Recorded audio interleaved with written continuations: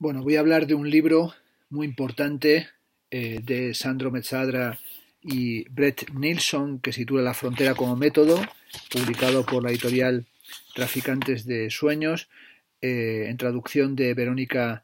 Händel. Se trata de un libro que apareció en Duke University Press en el año 2013 y en Traficantes de Sueños en el 2017. Y bueno, es un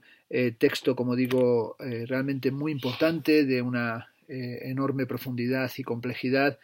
que he leído hace tiempo y que estaba, bueno, con ganas de poder en alguna ocasión revisarlo o hacer un comentario, siendo uno de esos libros que realmente me resulta muy difícil saber por dónde meterle mano sin hacer algo que sea absolutamente desproporcionado. Pero bueno, lo voy a hacer sobre todo también pensando en algunos alumnos y especialmente en los que están siguiendo el curso que estamos impartiendo en la central, mi hijo Ernesto y yo, sobre topología del pensamiento contemporáneo y en relación con las sesiones que hemos hecho o que estamos haciendo sobre las fronteras de la globalización. Bueno, en este libro sobre todo se plantea desde el principio un punto de vista epistémico en el que lo que analizan o lo que consideran es que hay que subrayar el poder productivo de la frontera y sobre todo el papel estratégico que las fronteras tienen en la fabricación del mundo. La frontera, señalan, se ha inscrito a sí misma en el centro de la experiencia contemporánea y al tomar el muro como el icono paradigmático de las fronteras contemporáneas, estos dos autores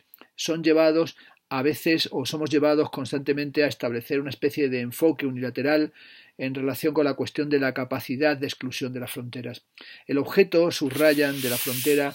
no solamente es el de un objeto de investigación, sino también un punto de vista epistémico. Así subrayan en la página 12 que nos provee una visión productiva sobre las tensiones y los conflictos que tornan borrosa la línea entre inclusión y exclusión, así también como sobre el código de la inclusión social actual que está atravesando un profundo proceso de cambio. Por tanto, van a desplegar un análisis de la logística fronteriza y también de las operaciones logísticas y sobre todo subrayando la evidente presencia de las fronteras en el presente y toda la cuestión también, por ejemplo, de las zonas económicas especiales.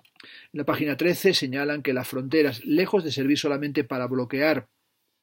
u obstruir el paso global de personas, dinero u objetos, se han transformado en dispositivos fundamentales para la articulación. Las fronteras desempeñan un papel clave en la producción del heterogéneo tiempo y espacio del capitalismo global y poscolonial contemporáneo. Sobre todo también quieren subrayar la profunda heterogeneidad de eso que llamamos la globalización o lo global, atendiendo a la experiencia de los sujetos en movimiento y particularmente su experiencia, su vivencia de la frontera.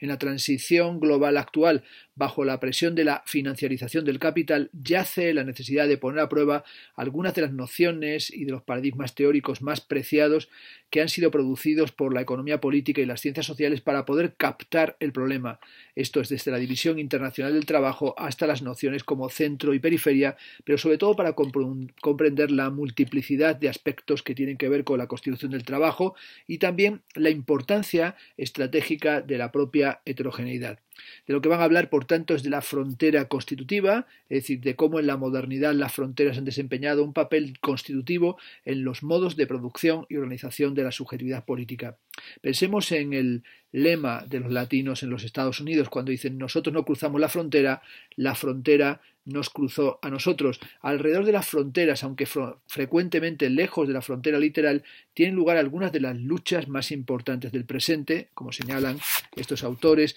Mezzadra y Nilsson, y sobre todo esas luchas tienen que ver con la liberación de la imaginación política de la carga del ciudadano trabajador y del Estado, que resulta particularmente urgente para poder abrir espacios dentro de los cuales la organización de nuevas formas de subjetividad política se haga posible.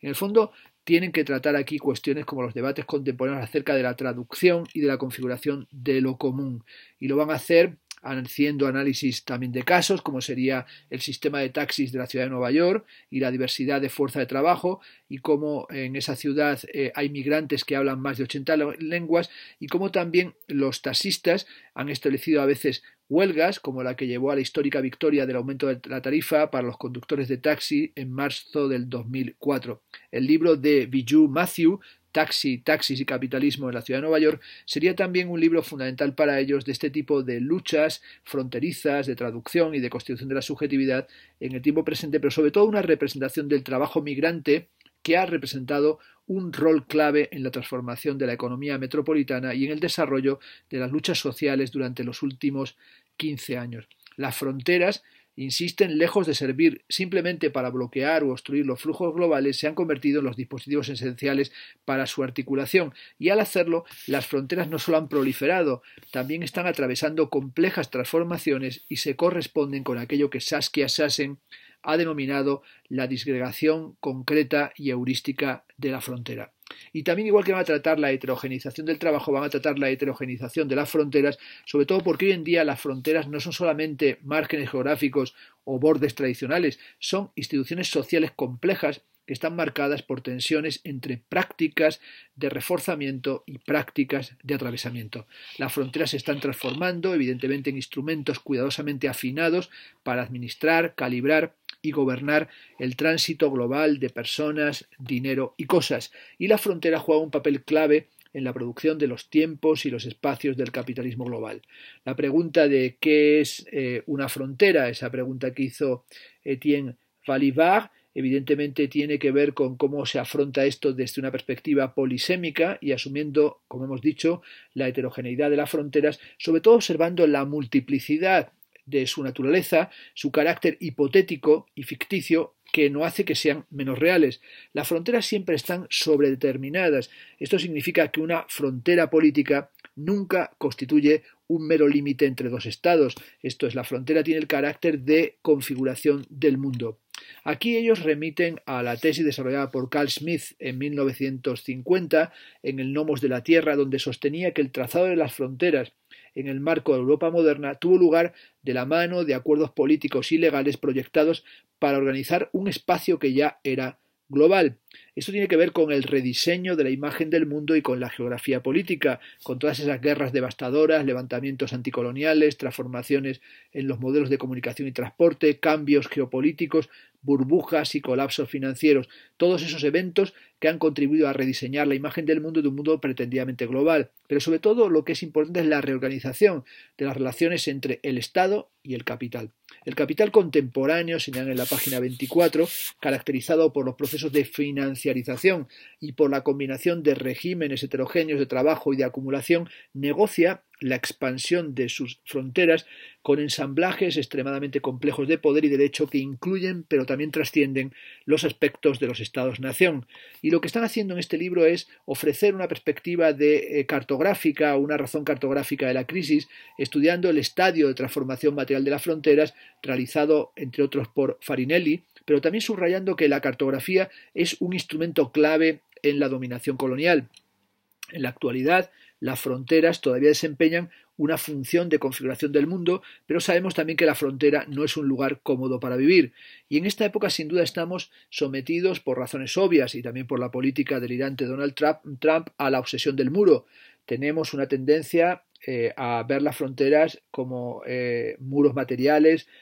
o muros metafóricos, con la idea de Europa como fortaleza, pero también a partir de los acontecimientos desplegados después del atentado del World Trade Center el 11 de septiembre del 2001, cuando se habla de toda esa institución o toda esa inversión en procesos secutarios, pero toda esa retórica política de las políticas de control y en realidad la declaración del Acta Patriótica como una forma de declarar el estado de excepción planetaria y sobre todo esa política de exclusión que también son dispositivos de inclusión y cómo las fronteras constituyen esos dispositivos de filtro y selección que filtran y seleccionan hombres y mujeres y tienen o generan distintas formas de circulación que no son menos violentas que las propias medidas de exclusión. Es particularmente interesante, subrayan estos autores, las tesis de Wendy Brown en su libro Estados amurallados, cuando afirma que incluso es más físicamente intimidante que estos nuevos muros la disposición que se establece en los ámbitos de inclusión y exclusión en el trabajo migrante entre trabajo legal y trabajo ilegal, produciendo una zona de indistinción entre la ley y la falta de ley que genera modos de producción flexible, pero en realidad esclavismo y precarización. Se trataría, por tanto, de escapar de la idea de la frontera como muro, aunque sin perder de vista lo que están haciendo los arquitectos, los políticos y los urbanistas, creando muros físicamente intimidantes, como el que está separando los territorios palestinos e Israel, y todo ese tipo de geografía elusiva y móvil que tiene que ver con estrategias militares, con estrategias policiales, que es algo que ha estudiado, por ejemplo, Eyal Weizman en su libro Hollow Land, cuando habla de las fronteras de los territorios ocupados, que no son nada rígidas ni fijas, sino que son elásticas y que tiene que ver con un proceso de transformación constante en el que se van generando muros de separación, bloqueos, cortes, puestos de control, zonas de seguridad especial, zonas militares cerradas y zonas de muerte. El énfasis que pone Eyal Weizman en la elasticidad del territorio y la movilidad de las técnicas para controlar el límite entre interior y exterior en un contexto determinado por aquello que debía representar la cristalización más estática de la frontera lineal, nos habla de la transformación que ha supuesto la propia noción de muro y cómo se va generando esta elasticidad del territorio. En algunas ocasiones aparecen también análisis de frases o de eslóganes como el famoso eslogan "todos somos clandestinos", que puede ser sumamente fascinante e incluso a veces puede tener una eficacia en la retórica política, pero que no da cuenta del juego de las diferencias éticas y de experiencia, ni da cuenta tampoco de la lucha de las fronteras, ni de cómo se están constituyendo la producción de subjetividad política en relación con estos sistemas de exclusión y de inclusión, o con esta cuestión de la polisemia de la frontera, teniendo que distinguirse entre fronteras, border, y confines, frontier. Las fronteras han sido normalmente consideradas como líneas, mientras que los confines han sido construidos como espacios abiertos y amplios. Sin embargo, en muchos contextos contemporáneos esta distinción parece disolverse. Sandro Mezzadra y Brett Nilsson insisten en que la frontera debería entenderse como un dispositivo epistemológico. La idea de una definición sencilla de aquello que constituye una frontera es, por definición, dicen en la página 36, absurda. Marcar una frontera es precisamente definir un territorio, delimitarlo, y así registrar la identidad de ese territorio o conferirle una. A la inversa, sin embargo, definir o identificar en general no es otra cosa que trazar una frontera, asignar límites o frontera, en griego horos, en latín finis o terminus, en alemán Grenze o en francés Borne, y así el teórico que intenta definir qué es una frontera corre el riesgo de dar vueltas en círculo, ya que la misma representación de la frontera es la precondición para cualquier definición. La frontera como método supone negociar los límites entre distintos tipos de conocimiento que se ven reflejados en la frontera y al hacerlo busca arrojar luz sobre las subjetividades que toman cuerpo a través de dichos conflictos. La frontera no es tanto un objeto de investigación cuanto un punto de vista epistemológico que nos permite realizar un análisis crítico no solo del modo en el que las relaciones de dominación, desposesión y explotación están siendo redefinidas en el presente, sino también de las luchas que adquieren forma en torno a estas representaciones cambiantes. Hay que insistir, por tanto, en la frontera como un lugar de lucha, pero también como un espacio de diferenciación, a la manera de Walter Mignolo, que hablaba de la diferencia colonial y del pensamiento fronterizo. Que el mundo se haya vuelto más abierto a los flujos de bienes y capitales, que en el fondo es una de las formas, digamos, rimbombantes de la ideología de la globalización, no quiere decir que se haya vuelto a la vez un mundo más cerrado a la circulación de cuerpos humanos, y este es el centro del análisis de los procesos globales actuales. Es decir, en el fondo tiene que ver con la constitución de la propiedad y de la propiedad de sí, es decir, de la mercancía fuerza de trabajo. Marx afirmaba que la propiedad de sí es el aspecto fundamental que ha delimitado la base de la subjetividad moderna, al menos desde John Locke. Una perspectiva de la frontera que se encuentre marcada por la preocupación de la fuerza de trabajo es lo que quieren plantear, para dar cuenta de la multiplicidad del trabajo, pero también del intenso debate sobre la necesidad de fundar una nueva teoría de la subjetividad política que obliga a revisar el concepto de multitud de Negri y de Paulo Virno, también la noción de transformación de la ciudadanía de Etienne Balibar o también la relación con la categoría de pueblo que estableció Ernesto Laclau. Pero también la noción de cualificación y la cuestión de la gubernamentalidad y la cuestión de esa gubernamentalidad tal y como ha sido desarrollada en relación con la soberanía por Agamben y otros pensadores que intentaron a través de su análisis dar cuenta de las complejidades del sistema de inclusión diferencial que caracteriza a los regímenes de migración contemporáneo. Es decir, hay que pensar el concepto de máquina soberana de gubernamentalidad también en relación con la materialidad del trabajo de traducción, de inclusión y de exclusión. Hay, por tanto, que desplegar algo que llaman aquí una suerte de metageografía. Y esa metageografía es algo que desarrollaron Martin Lewis y Karen Wigen como un análisis del conjunto de estructuras espaciales a través de las cuales las personas ordenan su conocimiento del mundo, los marcos frecuentemente inconscientes que organizan los estudios históricos, sociológicos, antropológicos, económicos, de ciencia política o incluso de historia natural. Esto es, marcos y fronteras, por ejemplo, como los que separan al colonizador del colonizado, el presente del pasado, la memoria de la realidad, la identidad de la imagen y, por último, no menos importante, las fronteras cognitivas y genéricas que marcan diferentes territorios de conocimiento y de escritura. En el fondo se trata de tratar de hacer un nuevo mapeado del mundo, es decir, los mapas están involucrados en la codificación más que en la decodificación del mundo, y esto tiene que ver también con la pulsión cartográfica, que a veces es una ansiedad cartográfica. Los mapas son dispositivos poderosos para crear conocimiento y para atrapar personas en sus grillas, y también se establece a través de ello la conciencia de que son meras representaciones con una capacidad incierta para reflejar o controlar los procesos históricos, políticos y geográficos. Sabemos que la percepción de la frontera ya no está en la frontera, un lugar institucional que se pueda materializar en la tierra o esté inscrito en el mapa, sino que en sentido ontológico las fronteras se ven involucrados en el acto y en el proceso de crear o hacer mundos, esto es, en la Fabrica Mundi. Y esta Fabrica Mundi, este concepto de Fabrica Mundi tiene que ver con la célebre imagen del Homo Faber Fornassua, el hombre como amo y creador de su propio destino, utilizado por pensadores como Pico de la Mirandola o Giordano Bruno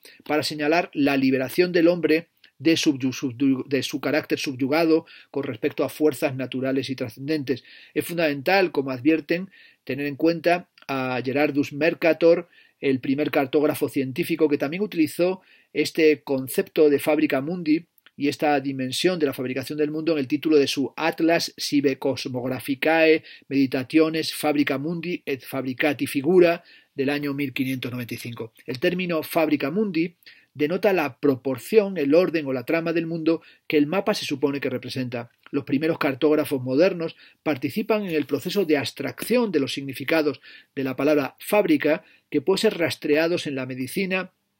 la astronomía y la arquitectura en los siglos XVI y XVII. Durante este periodo la fábrica viene a describir a la propia obra fabricada más que al proceso de fabricación. El significado teológico original de Fabrica Mundi, tal y como aparece por ejemplo en el trabajo del escritor cristiano primitivo Victorius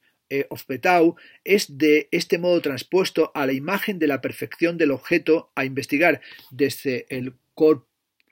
humano, el corporis fabrica de Vesalio, hasta las construcciones de Palladio o el mundo de Mercator.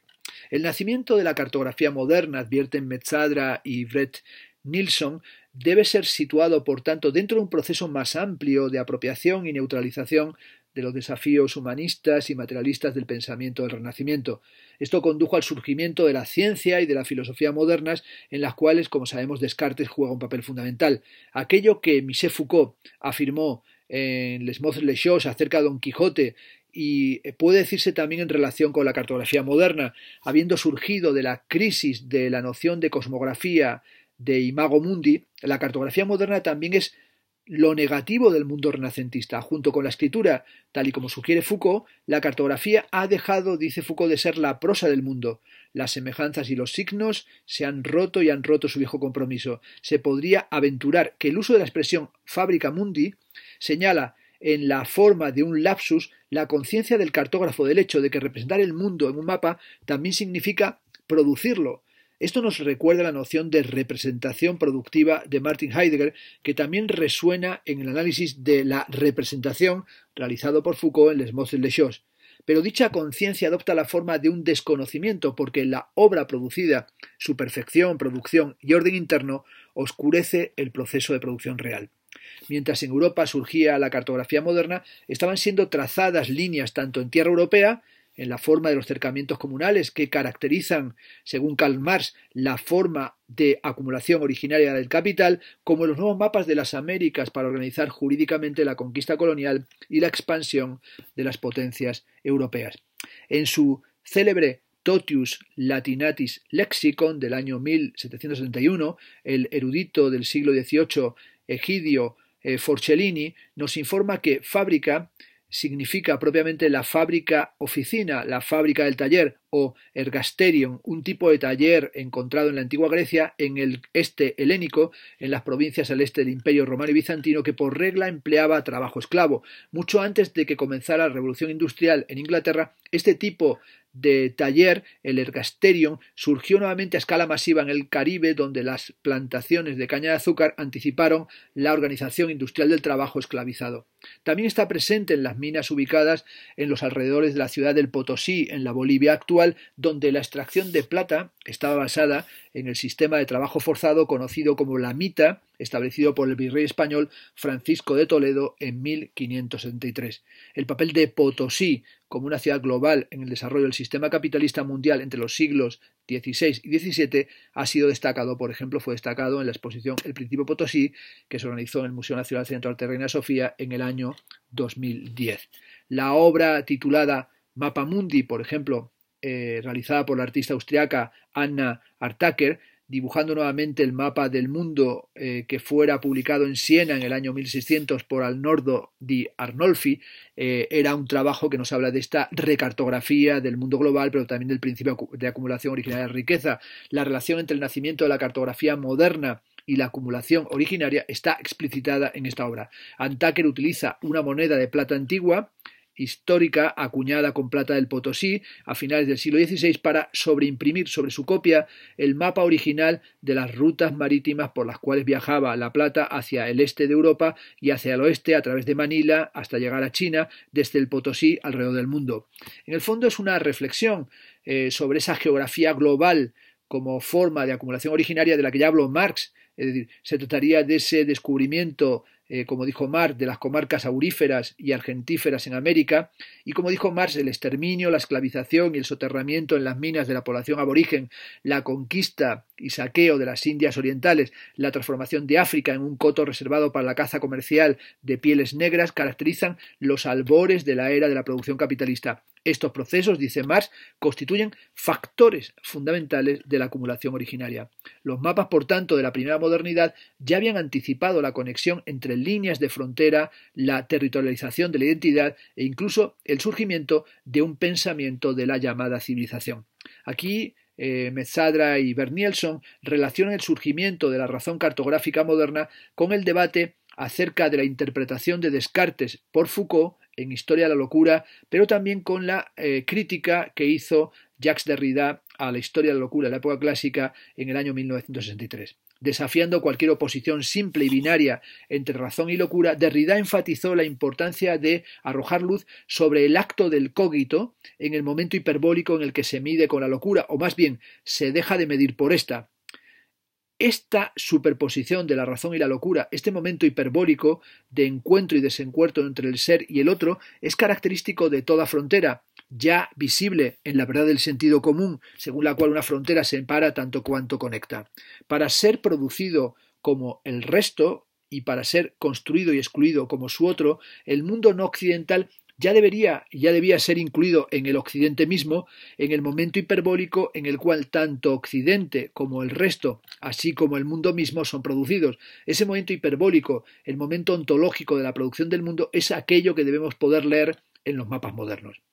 La apropiación cartográfica es también una apropiación de los comunes. La apropiación del espacio que yace en el corazón de la cartografía moderna reproduce la apropiación de los comunes que establece la propiedad privada, así como también la conquista colonial con su geografía global y su genocidio extracticida. No hay propiedad privada sin cercamiento, como había dicho Marx, o si vamos con Rousseau, el primer hombre que habiendo cercado un pedazo de tierra, dice Rousseau, se le ocurrió la idea de decir esto es mío y encontró personas lo suficientemente simples como para creerle, fue el verdadero fundador de la sociedad civil.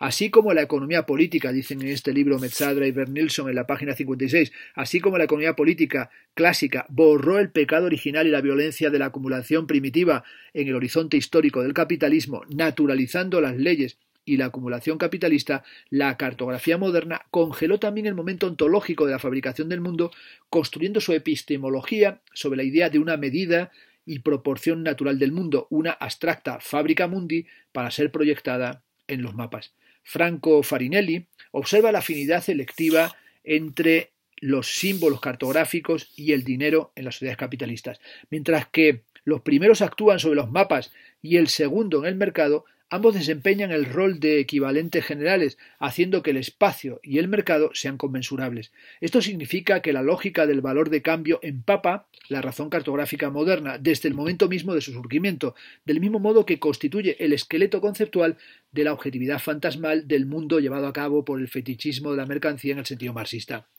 No pueden pasar, dicen Sandro Mezzadra y Brett Nilsson, por harto que Gerardus Mercator podría ser la traducción latina del nombre flamenco Gerhard de Kremer, pero la realidad es que Mercator significa el comerciante. Esto es, la acumulación originaria es el principio de la cartografía moderna.